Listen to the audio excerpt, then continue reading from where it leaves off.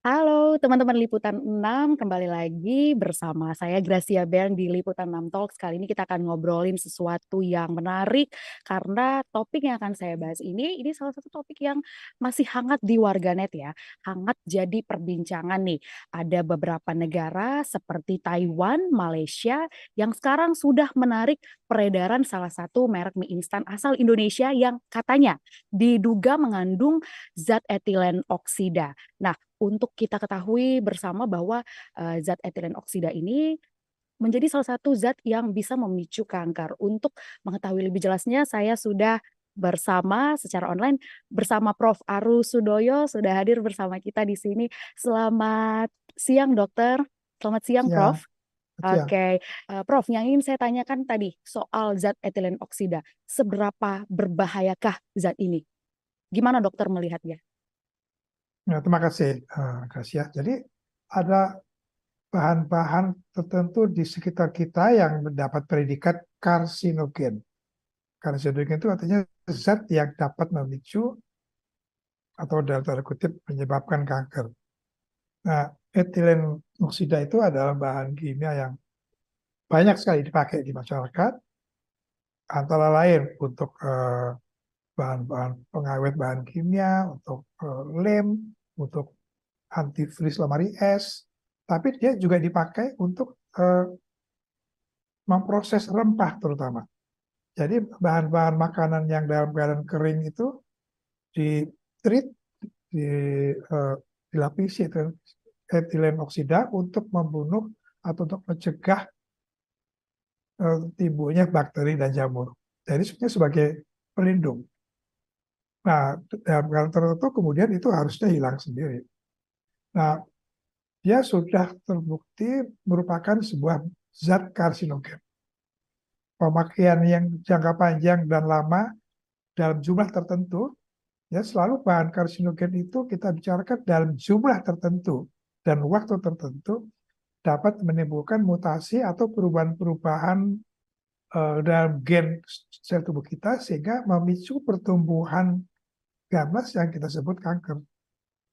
Oke, untuk jumlahnya di dalam kandungan makanan itu kira-kira dokter atau Prof. Aru bisa menjelaskan sedikit Enggak, berapa itu ambang batasnya? eh, saya nggak tahu karena itu teknis. Ya, Oke, kalau di oke, Amerika itu FDA, di sini Badan POM yang tahu. oke, Tapi penggunaan jangka panjang yang biasanya itu kita anggap sebagai hal yang penting. Seperti kita ketahui, sebuah tumor ganas itu memerlukan waktu antara 10 sampai 15 tahun untuk jadi benjolan.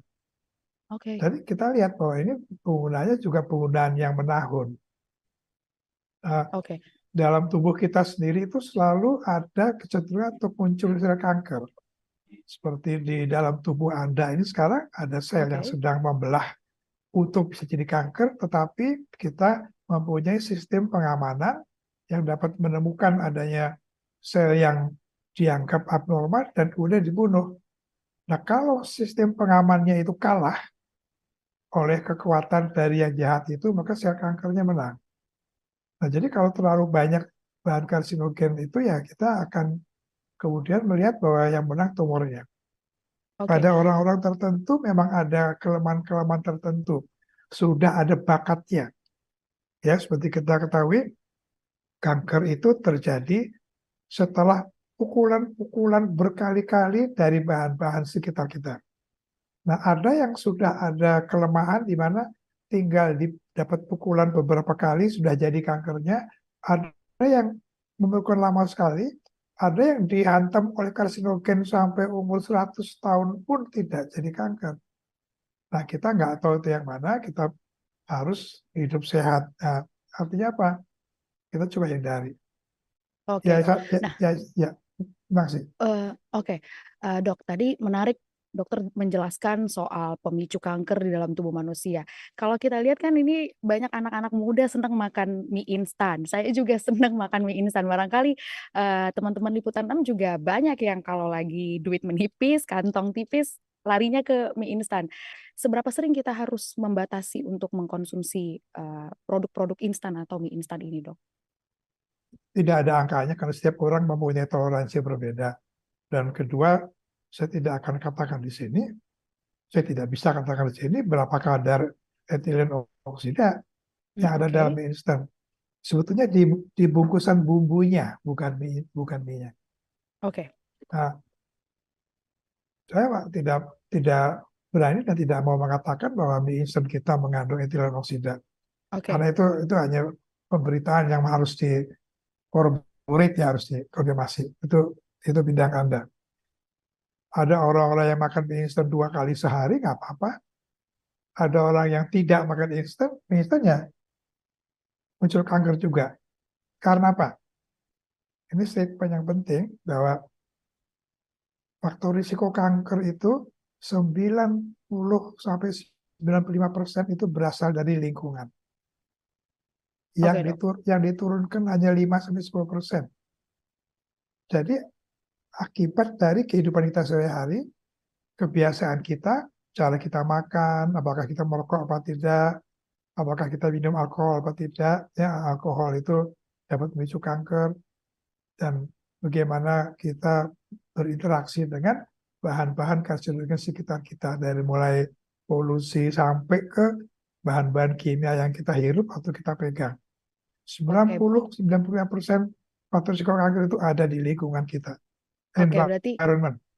berarti selain faktor lingkungan, ada juga dari makanan yang kita konsumsi sehari-hari ya dok ya. Ya Ya, Prof, betul ya. Oke, untuk makanannya sendiri ini apa-apa saja sih Prof makanan yang bisa memicu kanker, yang harus kita waspadai? jadi ada yang masih dicurigai, Mhm. ada juga yang sudah terbukti. Yang sudah terbukti menyebabkan kanker adalah etilen oksida ini. Oke, Yang kedua adalah daging yang diproses, corned beef, sosis, pastrami, dan sebagainya. Ada yang mengatakan daging merah. Nah, mhm. itu nggak terbukti. Oke, Dicurigai daging merah yang dipanggang sampai hangus, katanya lama-lama kalau tiap hari makan steak ya bikin kanker. Tapi sebetulnya kecil kemungkinannya. oke, Jadi hal-hal oke, seperti itu yang kita lihat sebagai jumlah dan lamanya pemakaian makanan. Bahan-bahan pengawet yang kita lihat dan kita tidak lihat. Ya, seperti saus tomat di langganan tukang bakso kita itu malah hampir nggak ada tomatnya, tapi dia zat warna yang dipakai adalah zat warna untuk pakaian. oke. Itu jelas karsinogen.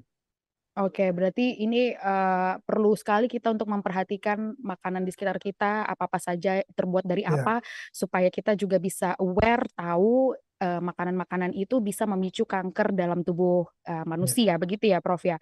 Oke, Prof, saya baca di webnya Kementerian Kesehatan ini tahun 2017 diprediksi hampir 9 juta orang meninggal di seluruh dunia akibat kanker, dan terus angkanya meningkat hingga 13 juta orang per tahun nanti di tahun 2030. Sementara di Indonesia sendiri juga kasus kanker juga cukup tinggi. Saya ingin menekankan lagi dan menanyakan lagi ke dokter, faktor pemicu kanker ini benar berarti soal lingkungan dan makanan. Kalau dari lingkungan, apa-apa saja yang harus kita perhatikan, Dok? Saya mulai dengan bagaimana sulitnya memanage Indonesia. Oke, Dengan 275 juta orang tersebar di sekian banyak pulau, maka akan sulit untuk kita bisa mengcover semua. Angka kanker di kita dan di negara dunia ketiga itu meningkat terus karena dua hal. Pertama, memang fasilitas pengobatannya kurang, sedang ditingkatkan tapi tidak bisa mengcover semua. Tapi kedua, yang paling penting adalah kanker itu ditemukan dalam stadium yang sudah lanjut. 70% dari kanker di Indonesia itu ditemukan dalam stadium 3 dan 4. Ada 1, 2, 3, 4. Mengapa? Lagi-lagi faktornya dua. Satu, edukasi. Nah, ini adalah mission dari Yayasan Kanker Indonesia adalah untuk mengedukasi masyarakat agar aware atau sadar akan kanker.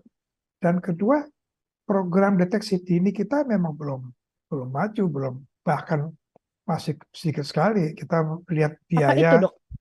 Apa itu juga yang membuat oh, angka kanker ini meningkat karena faktor tidak terutama ada pemeriksaan sedini mungkin? terutama itu di negara maju itu kanker itu eh, angkanya mulai turun karena program-program screening deteksi dini pemerintah itu sudah lama berjalan. Itu pun masih dengan banyak kendala. Di Indonesia kita baru disadari bahwa itu penting.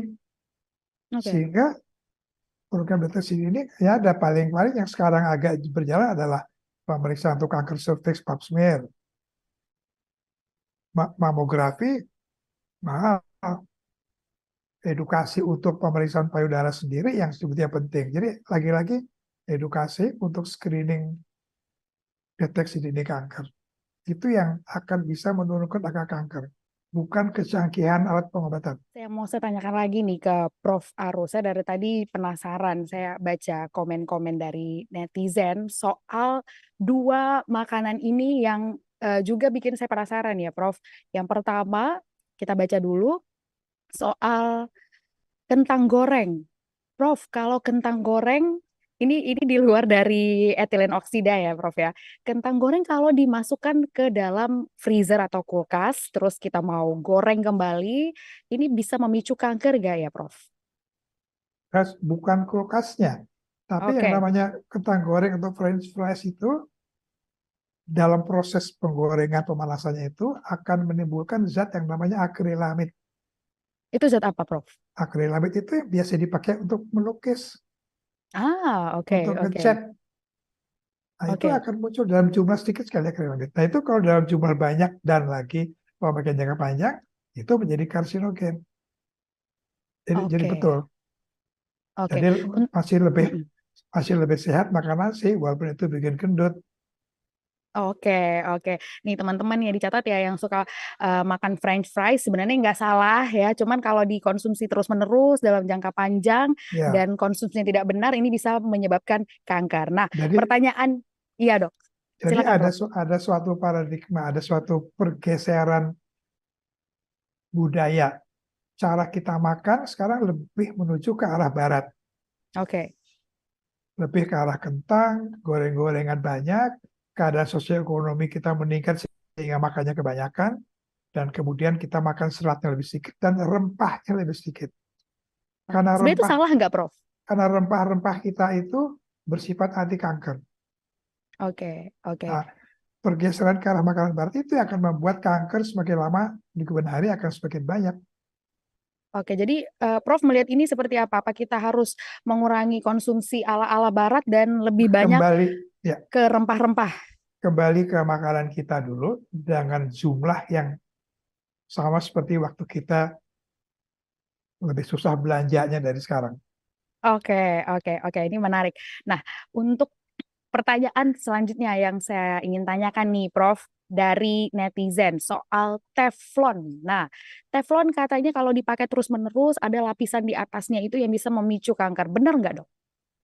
Ya, jadi teflon itu sendiri kan melapisi panci penggorengan Mhm. itu tidak apa-apa selama dia tidak terlepas.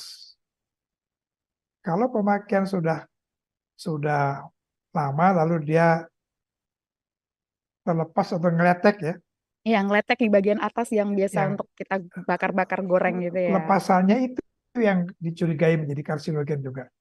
Tapi Sehingga sekarang lebih banyak dianjurkan untuk memakai yang dengan menggunakan enamel, porselen, ataupun logam.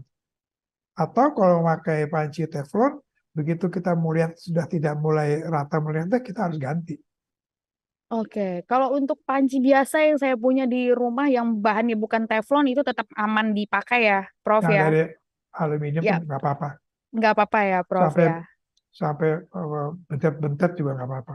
Nggak apa-apa ya. Oke. Prof, ini apa sih kandungannya tadi, Prof, yang ada di atas teflon itu yang bisa berbahaya? Kalau lebih dari berapa tahun masih tetap bisa dipakai kah? Atau ada Ya, aturan-aturan khusus aturannya adalah kita tiap kali sampai meraba. ngelotek gitu? Dia meraba kalau kita ngelihat dia mulai terlepas begitu. Sebetulnya teflon itu merek dagang. Oke. Nama zatnya saya lupa, mesti dicari itu. Akrilik atau whatever kiker gitu. Jadi teflon itu Oh, merek dagang sebetulnya. oke, oke, oke. Berarti ini untuk ibu-ibu Pelapis, di rumah. ya. Oke, nah ini penting untuk ibu-ibu di rumah yang suka pakai wajan anti lengket ya. Nah, itu lebih tepatnya itu wajan anti lengket untuk diperhatikan kalau udah mulai ngelotek ini harus dilihat-lihat kira-kira kalau udah terlalu banyak ngeloteknya ini akan berbahaya untuk tubuh kalau kita memasak terus-menerus di wajan anti lengket itu. Nah, Prof, ini menarik banget tadi soal kentang, wajan anti lengket. Kita udah ngomongin soal apa-apa saja yang berbahaya, zat-zat yang berbahaya untuk tubuh.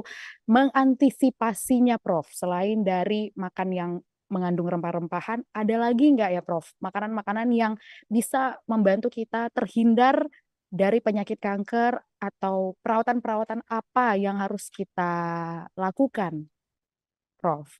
Saya kembali ke lebih awal dulu. Ada tiga Mm-mm. komponen dalam hidup sehari-hari yang dapat mengurangi kanker. Pertama adalah mempertahankan berat badan yang baik, ya. Obesitas atau kegemukan itu memicu kanker. Kedua, olahraga.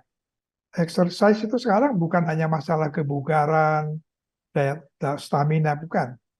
Olahraga itu dalam bentuk kardio dan beban itu dapat mencegah kanker atau membunuh sel kanker pada waktu masih hanya kecil sekali.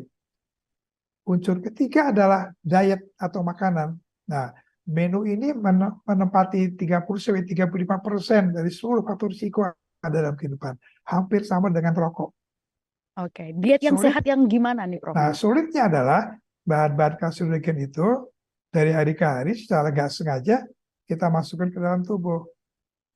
Oke. Nah, sulitnya juga adalah dunia yang modern ini lebih akan membuat para pengusaha makanan untuk mencari jalan pintas untuk menghemat biaya. Jadi mereka memakai pengawet. Ya, kita misalnya bahan-bahan yang dalam frozen food itu mesti dilihat. Jadi selalu kalau ada bungkusan kita melihat labelnya.